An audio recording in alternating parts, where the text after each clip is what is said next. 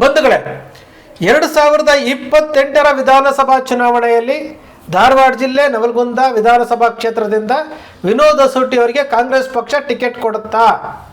ಈ ಪ್ರಶ್ನೆಗೆ ಉತ್ತರ ಹೇಳಬೇಕಾಗಿರುವಂಥದ್ದು ಕಾಂಗ್ರೆಸ್ ಪಕ್ಷ. 2018ರಲ್ಲಿ ವಿನೋದ್ ಅಸೂಟಿ ಅವರಿಗೆ ಕಾಂಗ್ರೆಸ್ ಪಕ್ಷ ಟಿಕೆಟ್ ಕೊಡ್ತದೆ. ವಿನೋದ್ ಅಸೂಟಿ ಅವರು ಸೋಲನ್ನು ಅನುಭವಿಸ್ತಾರೆ.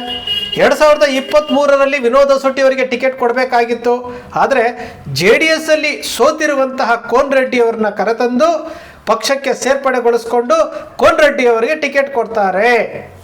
ಕೋನ್ ರೆಡ್ಡಿ ಅವರು ಈಗ ಹಾಲಿ ಶಾಸಕರು. ಹಾಗಾದರೆ ವಿನೋದ್ ಅಸೂಟಿ ಅವರ ಕತೆ ಏನು? ವಿನೋದ್ ಅಸೂಟಿ ಅವರಿಗೆ 2018ರಲ್ಲಿ ಕೊಟ್ಟ ನಂತರ 2023ರಲ್ಲಿ ಕೊಡಬೇಕಾಗಿತ್ತಲ್ಲ, ಯಾಕೆ ಕೊಡಲಿಲ್ಲ?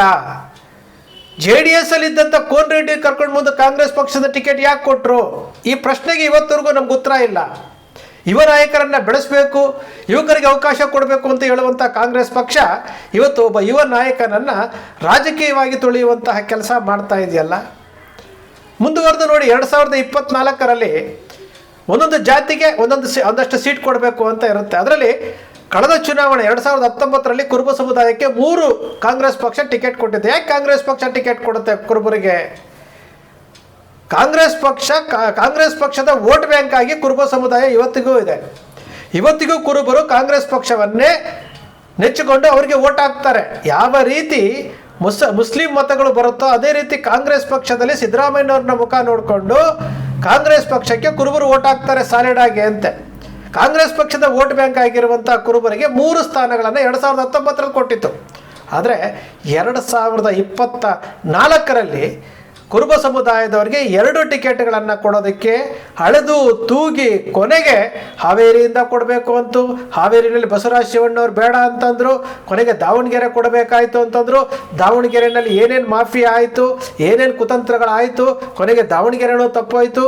ದಾವಣಗೆರೆ ತಪ್ಪೋದ ನಂತರ ಮೈಸೂರಿನಲ್ಲೂ ಇಲ್ಲ. ಕೊನೆಗೆ ಧಾರವಾಡದಿಂದ ವಿನೋದ್ ಅಸೂಟಿ ಅವರನ್ನು ಹರಿಕೆಯ ಕುರಿ ಮಾಡಲಿಕ್ಕೆ ಹೊರಟರು. ಕಾಂಗ್ರೆಸ್ ಪಕ್ಷದಿಂದ ವಿನೋದ್ ಅಸೂಟಿ ಅವರಿಗೆ ಟಿಕೆಟ್ ಕೊಡ್ತಾರೆ.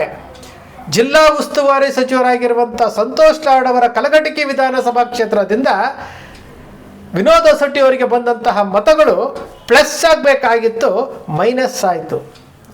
ಜಿಲ್ಲಾ ಉಸ್ತುವಾರಿ ಸಚಿವರ ಕಲಘಟಕಿ ವಿಧಾನಸಭಾ ಕ್ಷೇತ್ರದಿಂದ ಕಾಂಗ್ರೆಸ್ ಪಕ್ಷಕ್ಕೆ ಹಿನ್ನಡೆ ಆಯಿತು.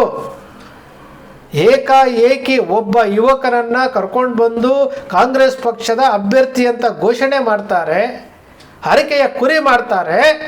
ಕುರುಬರಿಗೂ ಒಂದು ಟಿಕೆಟ್ ಕೊಟ್ಟಿದ್ದೀವಿ ಅಂತೇಳಿ. ಅದು ಯಾರ ವಿರುದ್ಧ? ಕೇಂದ್ರ ಸಚಿವ ಪ್ರಹ್ಲಾದ್ ಜೋಶಿ ಅವರ ವಿರುದ್ಧ.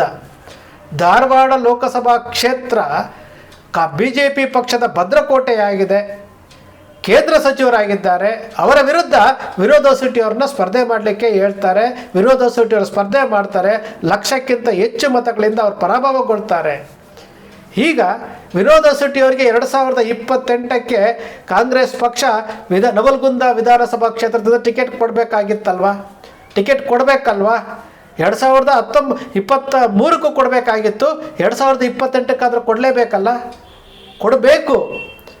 ಯಾಕೆಂದರೆ ಈ ಸಮುದಾಯದ ಸಮಸ್ಯೆ ಏನಪ್ಪ ಅಂತಂದರೆ, ನಮಗೆ ಇಲ್ಲದೆ ಹೋದ್ರೂ ಪರವಾಗಿಲ್ಲ, ಇನ್ನೊಬ್ಬರಿಗೆ ಬಿಟ್ಕೊಟ್ಬಿಡ್ತೇವೆ. ನಮ್ಮ ಸಮುದಾಯ, ಕುರುಬ ಸಮುದಾಯ ಯಾವ ರೀತಿ ಇದೆ ಅಂತಂದರೆ, ನಮಗೆ ಹೊಟ್ಟೆಗೆ ಅನ್ನನೇ ಇರೋದಿಲ್ಲ. ನಾವು ಹೊಟ್ಟೆ ಹಸ್ಕೊಂಡಿರ್ತೀವಿ. ನಮಗೆ ಹೊಟ್ಟೆ ಹಸ್ಕೊಂಡಿದ್ರು ಸಹ ಇನ್ನೊಬ್ಬರಿಗೆ ತಗೊಳಪ್ಪ, ನೀನು ಚೆನ್ನಾಗಿರೋ, ನೀನು ಹೊಟ್ಟೆ ತುಂಬಿಸ್ಕೊ ಅಂತ ಹೇಳುವಂಥದ್ದು. ಇದು ಅನಾದಿ ಕಾಲದಿಂದಲೂ ಬಂದಿರುವಂಥದ್ದು.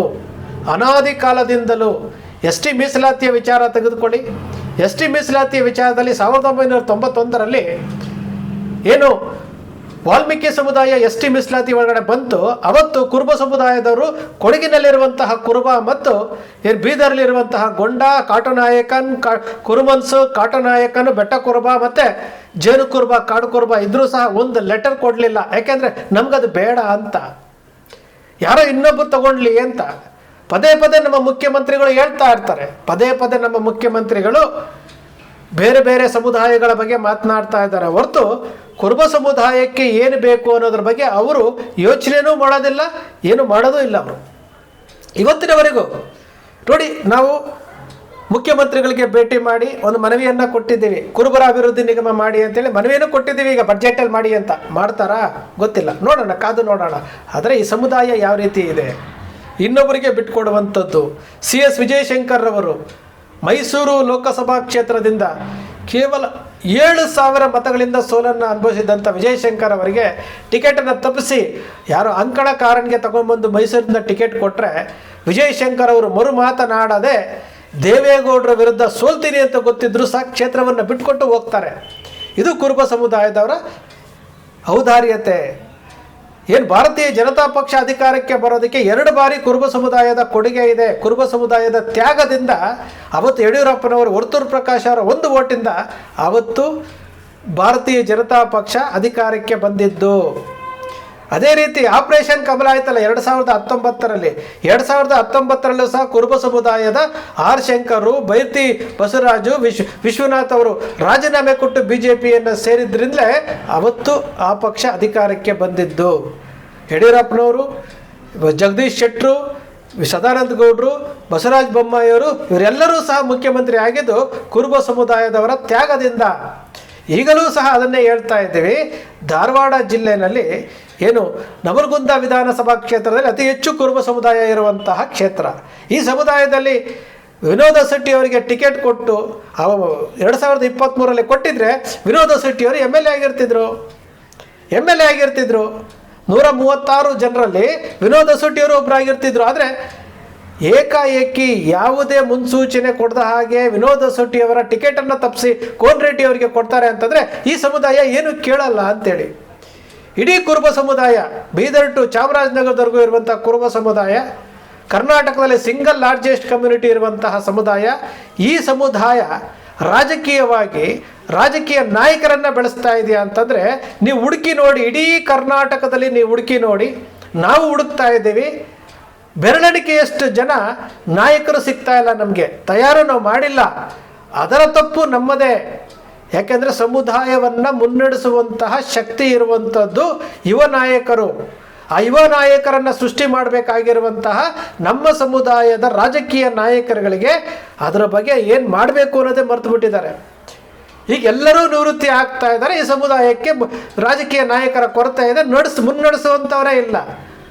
ನಾವು ರಾಜಕೀಯದಲ್ಲಿ ಬೆಳಿತೀವಿ ಅಂತ ಬಂದಂಥವರಿಗೆ, ರಾಜಕೀಯದಲ್ಲಿ ನಾವು ಏನೋ ಒಂದು ಸಾಧನೆ ಮಾಡ್ತೀನಿ ಅಂತ ಬಂದಂಥವರಿಗೆ ನಾವು ಯಾವ ರೀತಿ ರಾಜಕೀಯದಲ್ಲಿ ಹೆಜ್ಜೆ ಇಡಬೇಕು, ಯಾವ ರೀತಿ ಎಲ್ಲ ಸಮುದಾಯಗಳನ್ನು ಕರ್ಕೊಂಡು ಹೋಗಬೇಕು, ಯಾವ ರೀತಿ ಸಮುದಾಯಗಳಲ್ಲಿ ನಾವು ಗುರುತಿಸ್ಕೊಳ್ಬೇಕು, ಮತಗಳನ್ನು ಕ್ರೋಢೀಕರಣ ಮಾಡಬೇಕು, ರಾಜ್ಯ ಮಟ್ಟದ ನಾಯಕರಾಗಬೇಕು, ಅದರ ಬಗ್ಗೆ ಯೋಚನೆ ಮಾಡುವಂತಹ ವಿಷಯ ಅವ್ರಿಗೆ ಗೊತ್ತೇ ಇಲ್ಲ. ನಾವು ನೋಡ್ತಾ ಇರುವಂತಹ ವಿಚಾರ. ನಾವು ಆ ಸೀಮಿತಕ್ಕೆ ತಕ್ಕ ಹಾಗೆ ಆ ಬೌಂಡ್ರಿ ಬಿಟ್ಟು ಬೇರೆ ಹೋಗ್ಲಿಕ್ಕೆ ಅವ್ರಿಗೆ ಇಚ್ಛಾಶಕ್ತಿನೇ ಇಲ್ಲ. ಯಾಕಿಲ್ಲ ಅಂತಂದರೆ ನಮ್ಮ ಸಮುದಾಯದಲ್ಲಿ ಕರೆದು ಬೆನ್ನು ತಟ್ಟಿ ನೀನು ನಡಿಯಪ್ಪ ನಿಮ್ಮಿಂದ ಇದ್ದೀವಿ ಅಂತ ಹೇಳುವಂತಹ ನಾಯಕರು ಇಲ್ಲ. ಇದು ಈ ಸಮುದಾಯದ ಇವತ್ತಿನ ದಯನೀಯ ಸ್ಥಿತಿಗೆ ನಾವೇ ಕಾರಣಕರ್ತರು. ನಾವು ಹೇಳ್ತಾ ಇರೋದು ಏನು, 2028 ಬಂದೇ ಬಿಡ್ತು. ಇವಾಗ 26, ಇನ್ನು 2 ವರ್ಷ, ಇನ್ನು 1 ವರ್ಷ ಕಳೆದ್ರೆ ಚುನಾವಣೆ ವರ್ಷ. ಆ 1 ವರ್ಷದಲ್ಲಿ ನೀವು ಅಭ್ಯರ್ಥಿ ಆಯ್ಕೆ, ಆ ಕ್ಷೇತ್ರ ಈ ಕ್ಷೇತ್ರ ಅಂತೇಳಿ ಮಾತನಾಡ್ತಾ ಇರ್ತೀವಿ. ಈಗ ನಮಗೆ ವಿನೋದ ಶೆಟ್ಟಿ ಅವರಿಗೆ 2028ರಲ್ಲಿ ಟಿಕೆಟ್ ಕೊಡ್ತಾರಾ ಇಲ್ವಾ, ಈ ಪ್ರಶ್ನೆಗೆ ಉತ್ತರ ಕೊಡಬೇಕಾಗಿರುವಂಥದ್ದು ಕಾಂಗ್ರೆಸ್ ಪಕ್ಷ. ನಿಮಗೆ ಆಯಿತು ಕೊಡ್ತೇವೆ ಅಂತೇಳಿ ಲೋಕಸಭೆಯಲ್ಲಿ ಮಾಡಿದ್ರಲ್ಲ. ಮೈಸೂರು ಒಂದು ಟಿಕೆಟ್ ತಪ್ಪಿತು, ಬಾಗಲಕೋಟೆ ಒಂದು ತಪ್ಪಿತು, ದಾವಣಗೆರೆ ಒಂದು ತಪ್ಪಿತು, ಕೊಪ್ಪಳ ಒಂದು ಕೊಟ್ಟರು, ಧಾರವಾಡ ಒಂದು ಕೊಟ್ಟರು. ಅದು ಧಾರವಾಡದಲ್ಲಿ ಅನಿವಾರ್ಯವಾಗಿ ಕುರುಬರಿಗೊಂದು ಟಿಕೆಟ್ ಕೊಡಬೇಕು ಅನ್ನೋ ವಿಚಾರಕ್ಕೆ ಅಲ್ಲಿ ಕೊಟ್ಟರು. ಸದ್ಯ ಕೊಪ್ಪಳದಲ್ಲಿ ಕರಡಿ ಸಂಗಣ್ಣನವರನ್ನ ಕಾಂಗ್ರೆಸ್ ಪಕ್ಷಕ್ಕೆ ಸೇರ್ಪಡೆಗೊಳಿಸಿದಾಗ ನಮ್ಗನ್ಸಿದ್ದು ಅಲ್ಲಿಯೂ ಸಹ ಕುರುಬರಿಂದ ತ್ಯಾಗ ಮಾಡಿಸ್ತಾರೇನೋ, ರಾಜಶೇಖರ್ ಇಟ್ನಾಳ್ ಅವ್ರ ಕಡೆಯಿಂದ ತ್ಯಾಗ ಮಾಡಿಸಿ ಸಂಗಣ್ಣ ಕರಡಿ ಅವರಿಗೆ ಕೊಟ್ಬಿಡ್ತಾರೇನೋ ಅಂತ ಒಂದು ಆತಂಕ ಇತ್ತು. ಸದ್ಯ ಅಲ್ಲಿ ಕುರುಬರಿಗೆ ಪುಣ್ಯ ಏನೋ ಗೊತ್ತಿಲ್ಲ, ರಾಜಶೇಖರ್ ಇಟ್ನಾಳ್ ಅವರಿಗೆ ಟಿಕೆಟ್ ಕೊಟ್ಟು ಅವರು ಸಂಸದರಾಗಿರುವಂಥದ್ದು. ಇಷ್ಟು ದೊಡ್ಡ ಸಮುದಾಯದಲ್ಲಿ ಒಬ್ಬರೇ ಒಬ್ಬರು ಸಂಸದರು, ಇಷ್ಟು ದೊಡ್ಡ ಸಮುದಾಯ ಪ್ರತಿನಿಧಿಸುವಂಥವ್ರು ಒಬ್ಬರೇ. ಟಿಕೆಟ್ ಲಾಸ್ಟ್ ಟೈಮ್ 3, ಈ ಬಾರಿ 2. ಹೋದ್ಸರಿ ಕುರುಬ ಸಮುದಾಯದ ಕೋಟದಿಂದ ಗೆದ್ದಂತಹ ಶಾಸಕರುಗಳು 14 ಜನ ಶಾಸಕರುಗಳು ಯಾವತ್ತಾದರೂ ಸಮುದಾಯದ ಬಗ್ಗೆ ವಿಧಾನ ಪರಿಷತ್ತಲ್ಲಿ ಮಾತಾಡಿದಾರಾ? ವಿಧಾನ ಪರಿಷತ್ನಲ್ಲಿ 2 ಸದಸ್ಯರಿದ್ದಾರೆ, ವಿಶ್ವನಾಥ್ ಅವರಿದ್ದಾರೆ, ಯತೀಂದ್ರ ಅವರಿದ್ದಾರೆ. ಯಾವತ್ತಾದರೂ ಮಾತಾಡಿಲ್ಲ. ವಿಧಾನಸಭೆಯಲ್ಲಿ ಮಾತಾಡಿಲ್ಲ.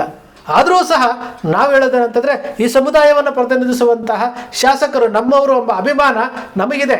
ಆ ಅಭಿಮಾನದಿಂದ ನಾವು ಪದೇ ಹೇಳ್ತಾ ಇದ್ದೀರಿ, ಯುವಕರೇ ಮುನ್ನೆಲೆಗೆ ಬನ್ನಿ. ನಮ್ಮ ಯುವಕರ ತಲೆಯಲ್ಲಿ ಏನಿದೆ ಗೊತ್ತಾ? ಈಗ ನಮ್ಮ ಸಮುದಾಯದ ಯುವಕರ ತಲೆಯಲ್ಲಿ ತಾಲೂಕ್ ಪಂಚಾಯತ್, ಜಿಲ್ಲಾ ಪಂಚಾಯತ್, ತಾಲೂಕ್ ಪಂಚಾಯತ್, ಜಿಲ್ಲಾ ಪಂಚಾಯತ್. ನಮಗೆ ತಾಲೂಕ್ ಪಂಚಾಯತಲ್ಲಿ ಟಿಕೆಟ್ ಕೊಟ್ಟರೆ ಸಾಕು, ಜಿಲ್ಲಾ ಪಂಚಾಯತಲ್ಲಿ ಟಿಕೆಟ್ ಕೊಟ್ಟರೆ ಸಾಕು. ಸದ್ಯಕ್ಕೆ ಅಲ್ಲಿ ನಾವು ತೃಪ್ತಿ ಪಡೋಣ. ನೆಕ್ಸ್ಟ್ ಗ್ರಾಮ ಪಂಚಾಯತಿ ಬರುತ್ತೆ, BBMP ಬರ್ತಾ ಇದೆ, ಮಹಾನಗರ ಪಾಲಿಕೆ ಬರ್ತಾ ಇದೆ. ಅಲ್ಲಿ ನಮಗೆ ಟಿಕೆಟ್ ಕೊಟ್ಟರೆ ಸಾಕು, ನಾವು ತೃಪ್ತಿ ಪಟ್ಕೊಳ್ಳೋಣ ಅನ್ನೋ ಮನಸ್ಥಿತಿನಲ್ಲಿದ್ದಾರೆ. ಅದಾದ ನಂತರ 2026 ಜೂನ್ನಲ್ಲೇ ಏನೋ ಜಿಲ್ಲಾ ಪಂಚಾಯತ್, ತಾಲೂಕ್ ಪಂಚಾಯತ್ ಚುನಾವಣೆ ಬರ್ತಾ ಇದೆ. ಅದಾದ ನಂತರ ಉಳಿಯೋದು ನಮಗೆ ಒಂದೇ ವರ್ಷ, 1 ವರ್ಷ ಉಳಿದಿರ್ತದೆ.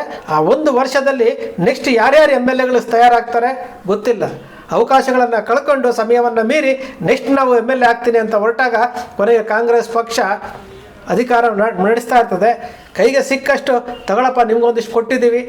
ಯಾಕೆಂದರೆ ಲೋಕಸಭೆಯಲ್ಲಿ ಮಾಡಿದ್ರಲ್ಲ, 3ರಿಂದ 2ಕ್ಕೆ ಇಳಿಸಿದ್ರಲ್ಲ, ಹಂಗೆ 14 ಜನ ಶಾಸಕರಾಗಿದ್ದಾರೆ. ಒಂದಷ್ಟು ಸ್ಥಾನಗಳನ್ನು ಕೊಟ್ಟು ಅವರನ್ನು ತೃಪ್ತಿಪಡಿಸುವಂಥ ಕೆಲಸ ಮಾಡ್ತಾರೆ. ನಾವು ಈ ಬಾರಿ ಮನವಿ ಮಾಡ್ಕೊಳ್ಳೋದೇನಪ್ಪ ಅಂತಂದರೆ, ನವಲಗುಂದದಲ್ಲಿ ವಿನೋದ ಶೆಟ್ಟಿ ಅವರಿಗೆ ನೀವು ಮೋಸ ಮಾಡಿದ್ದೀರಿ, ಟಿಕೆಟ್ ತಪ್ಪಿಸಿದ್ದೀರಿ. JDS ಅಲ್ಲಿ 7,000 ಓಟ್ ತಗೊಂಡಿರುವಂತಹ ಇವ್ರನ್ನ ಅಭ್ಯರ್ಥಿನ ಕರ್ಕೊಂಡು ಬಂದ್ಬಿಟ್ಟು ಇಲ್ಲಿ ನೀವು ಶಾಸಕರನ್ನಾಗಿ ಮಾಡಿದ್ದೀರಿ. ದಯಮಾಡಿ ವಿನೋದ ಶೆಟ್ಟಿ ಅವರಿಗೆ ಒಂದು ಅವಕಾಶವನ್ನು ಕೊಡಿ. ಕಾಂಗ್ರೆಸ್ ಪಕ್ಷ ಈಗಲೇ ಘೋಷಣೆ ಮಾಡಬೇಕು. ಈಗಲೇ ಘೋಷಣೆ ಮಾಡಿದ್ರೆ ಅವ್ರ ಕ್ಷೇತ್ರದಲ್ಲಿ ಕೆಲಸ ಮಾಡ್ತಾರೆ.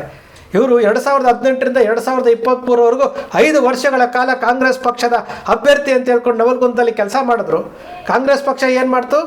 ಎಲ್ಲ ಕೆಲಸ ಮಾಡಿದ್ದ ಸಮಯದಲ್ಲಿ ಕೋನ್ ರೆಡ್ಡಿಯವ್ರನ್ನ ಕರ್ಕೊಂಡು ಬಂದು ಶಾಸಕರನ್ನಾಗಿ ಮಾಡಿರುವಂಥದ್ದು. ಈ ಕೆಲಸ ಮಾಡಲಿಕ್ಕೆ ಹೋಗಬೇಡಿ. ಕರ್ನಾಟಕಾದ್ಯಂತ ನಮ್ಮ ಸಮುದಾಯದ ಶಾಸಕರುಗಳು ಬಹಳ ಕಡಿಮೆ ಇದ್ದಾರೆ. ಬಂಧುಗಳೇ, ನಾವು ನಮ್ಮ ಹಕ್ಕುಗಳನ್ನು ಕೇಳ್ತಾ ಇದ್ದೀವಿ, ಭಿಕ್ಷೆ ಕೇಳ್ತಾ ಇಲ್ಲ. ನಮ್ಮ ಸಮುದಾಯದ ಸಂಖ್ಯೆಗನುಗುಣವಾಗಿ ನಿಮ್ಮ ಕಾಂಗ್ರೆಸ್ ಪಕ್ಷವನ್ನು ಬೆಂಬಲಿಸ್ತಾ ಇದ್ದೀವಿ, ನಮಗೆ ಸೀಟ್ ಕೊಡಿ ಅಂತ ಕೇಳ್ತಾ ಇದ್ದೀವಿ. ಇದು ಭಿಕ್ಷೆ ಅಲ್ಲ, ಕೊಡಬೇಕು ಅಂತ ನಮ್ಮ ಆಗ್ರಹ ವ್ಯಕ್ತಪಡಿಸ್ತಾ ಇದ್ದೀವಿ. ಕನಕ TV ಸೃಷ್ಟಿ ಮಾಡೋದಿಲ್ಲ, ಕಲ್ಪನೆ ಮಾಡೋದಿಲ್ಲ, ವಾಸ್ತವದ ವಿಚಾರವನ್ನು ವಿಶ್ಲೇಷಣೆ ಮಾಡುತ್ತೆ. ಕನಕ TVಯ ವಿಶ್ಲೇಷಣೆ ನಿಮ್ಗೆ ಇಷ್ಟ ಆಯಿತು ಅಂದರೆ ಸಬ್ಸ್ಕ್ರೈಬ್ ಆಗಲಿಲ್ಲ ಅಂದರೆ ಸಬ್ಸ್ಕ್ರೈಬ್ ಮಾಡ್ಕೊಳ್ಳಿ. ಪಕ್ಕದಲ್ಲಿ ಕಾಣುವಂಥ ಬೆಲ್ ಐಕಾನ್ ಪ್ರೆಸ್ ಮಾಡಿ, ಶೇರ್ ಮಾಡಿ, ಪ್ರೋತ್ಸಾಹ ನೀಡಿ.